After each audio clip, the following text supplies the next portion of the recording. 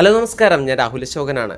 മഴക്കാലമായാൽ അതിരപ്പള്ളി വെള്ളച്ചാട്ടം ഒന്ന് കാണുക എന്നുള്ളത് വളരെ നയനമനോഹരമായ ഒരു കാഴ്ചയാണ്. അപ്പോൾ ആ ഒരു അതിരപ്പള്ളിയുടെ മഴക്കാലത്തെ സൗന്ദര്യം ആസ്വദിക്കുന്നതിന് വേണ്ടിയിട്ട് ഞാനും ലച്ചും കൂടിയിട്ട് ഒരു യാത്ര നടത്തി. ആ ഒരു യാത്രയുടെ കാഴ്ചകളാണ് കേട്ടോ ഈ ഒരു വീഡിയോയിലുള്ളത്. ഇപ്പോൾ ജൂൺ 2-ാം തീയതി നമ്മുടെ പ്രവേശനോത്സവമൊക്കെ നടക്കുന്ന ഒരു ദിവസമാണ് ഞങ്ങൾ ഈ ഒരു യാത്ര നടത്തിയത്.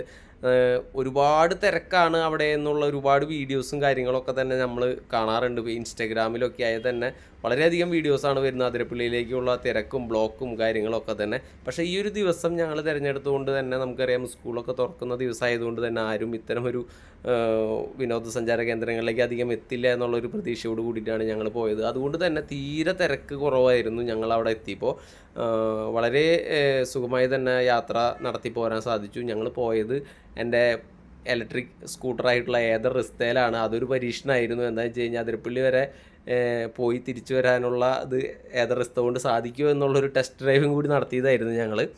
അപ്പോൾ അങ്ങനെ ഞങ്ങൾ വ്യൂ പോയിന്റിലെത്തി. വ്യൂ പോയിന്റിൽ നിന്നുള്ള കാഴ്ചകളാണ് ഈ ഒരു ദൃശ്യങ്ങളിലുള്ളത്. അവിടെ ഒരു കുരങ്ങച്ചാരി നമുക്ക് കാണാൻ സാധിക്കും.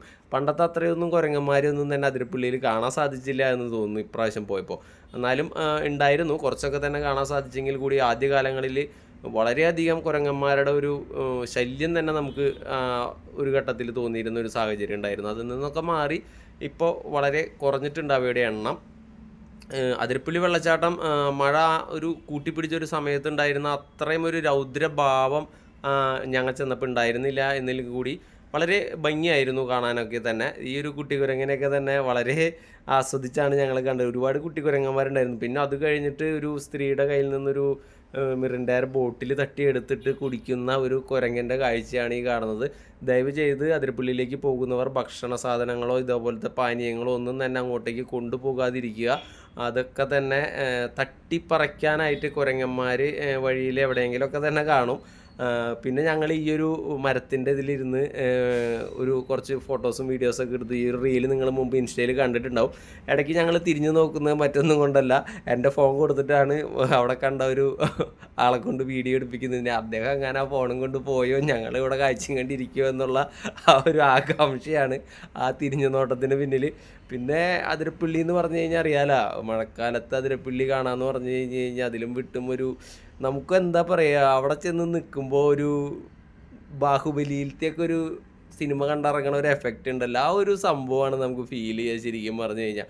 ഞങ്ങൾ പോകുമ്പോൾ മഴയൊന്നും ഉണ്ടായിരുന്നില്ല, അവിടെ എത്തിയപ്പോഴും മഴ ഉണ്ടായിരുന്നില്ല. അത് കഴിഞ്ഞ് അതിരപ്പള്ളി വെള്ളച്ചാട്ടത്തിൻ്റെ അടിഭാഗത്തേക്ക് ഇറങ്ങി കഴിഞ്ഞപ്പോൾ കണ്ടപ്പോൾ കാർമേഘങ്ങളൊക്കെ പതുക്കെ ഉരുണ്ടുകൂടി. പിന്നെ അവിടെ നിന്നൊരു മഴ ചെറുതായിട്ട് ഞങ്ങൾക്ക് അനുഗ്രഹമാണോ എന്നറിയില്ല, വളരെ നല്ല രീതിയിൽ തന്നെ കുറച്ച് നേരം ഒരു മഴ പെയ്തു. ആ ഒരു മഴ കൂടി വന്നപ്പോൾ ആ ഒരു കാഴ്ചയുടെ ഭംഗിയൊക്കെ തന്നെ വളരെ മനോഹരമായിരുന്നു കേട്ടോ.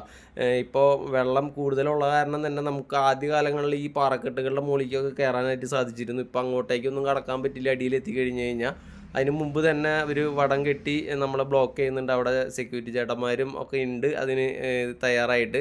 അപ്പോൾ തന്നെ നമ്മുടെ സുരക്ഷയെ കരുതിക്കൊണ്ട് തന്നെയാണ് നമ്മൾ അത്തരം ഭാഗത്തേക്ക് പോകാൻ തന്നെ ഈ ഒരു ഇത്രയും വെള്ളമുള്ളപ്പോൾ സാധിക്കില്ല. പോയാൽ തന്നെ അത് അപകടങ്ങൾക്ക് ഒരുപാട് കാരണമാകും.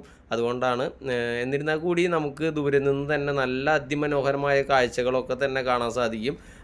അതിരപ്പള്ളി വെള്ളച്ചാട്ടത്തിൽ നമുക്കറിയാം ഒട്ടനവധി സിനിമകളാണ് ഇവിടെ ഷൂട്ടിങ് നടത്തിയിട്ടുള്ളത്. അത് മലയാളത്തിൽ മാത്രമല്ല ഒട്ടുമിക്ക ഭാഷകളിലും ഉള്ള സിനിമകൾ ഇവിടെ ഷൂട്ട് ചെയ്തിട്ടുണ്ട്. ആ ഒരു ഇതൊക്കെ തന്നെ നമുക്ക് അവിടെ ചെന്നിരിക്കുമ്പോൾ ഓർമ്മ വരും. ഇന്ന സിനിമകളിലെ സീനുകളൊക്കെ ഇവിടെ ആയിരുന്നില്ലേ എന്നുള്ളത്. രാവൺ എന്ന് പറഞ്ഞിട്ടുള്ള സിനിമയൊക്കെ ഐശ്വര്യ റോയും വിക്രമൊക്കെ തന്നെ ഈ ഒരു ഭാഗത്ത് എന്തോരം നാൾ ഷൂട്ടിങ്ങിന് വേണ്ടി ചിലവഴിച്ചു എന്നുള്ളത് നമുക്കറിയാൻ സാധിക്കുന്നതാണ്. അപ്പോൾ ഈ മഴ ഇനിയൊരു മഴ കൂട്ടിപ്പിടിച്ച് വരുന്നൊരു സമയം കൂടി ആയി കഴിഞ്ഞ് കഴിഞ്ഞാൽ വളരെ രൗദ്രഭാവത്തിലേക്ക് ഈ കാണുന്ന പാറക്കെട്ടുകളൊന്നും തന്നെ കാണാൻ സാധിക്കാത്ത വിധത്തിലേക്ക് ഈ ഒരു അതിരപ്പള്ളി വെള്ളച്ചാട്ടം മാറും. ആ ഒരു കാഴ്ച എന്നാണ് വരുന്നത് എന്നുള്ളൊരു പ്രതീക്ഷയോട് കൂടിയിട്ട് ഞങ്ങൾ വീണ്ടും കാഴ്ചകളൊക്കെ കണ്ട് തിരിച്ചു മടങ്ങി. അപ്പോൾ നമ്മുടെ ഏതർ റിസ്തയിൽ തന്നെയായിരുന്നു യാത്ര. അവിടേക്ക് ഏകദേശം കറക്റ്റ് 125 എൻ്റെ റിസ്തയുടെ റേഞ്ച് വരുന്നത്. അപ്പോൾ കറക്റ്റ് ഏകദേശം അങ്ങോട്ടും ഇങ്ങോട്ടും കൂടി തിരിച്ചെത്താനുള്ളൊരു ചാർജ് ഉണ്ടായിരുന്നുള്ളൂ. അപ്പോൾ ചാലക്കുടിയിലെത്തിയപ്പോൾ നമ്മുടെ ഏതറിൻ്റെ ഒരു ഷോറൂം ചാലക്കുടിയിൽ ഓപ്പൺ ആയിട്ടുണ്ട്. അവിടെ പോയി ഞങ്ങളൊരു 10 മിനിറ്റ് ഒരു ചായ കുടിച്ച് വരുന്ന സമയം ചാർജ് ചെയ്തപ്പോഴേക്കും വളരെ ഫാസ്റ്റ് ചാർജിങ്ങിൽ നമുക്ക് തിരിച്ച് വീട്ടിലെത്താനുള്ള ചാർജ് കിട്ടി. അങ്ങനെ ഞങ്ങൾ വളരെ സന്തോഷപൂർവ്വം തന്നെ മടങ്ങി.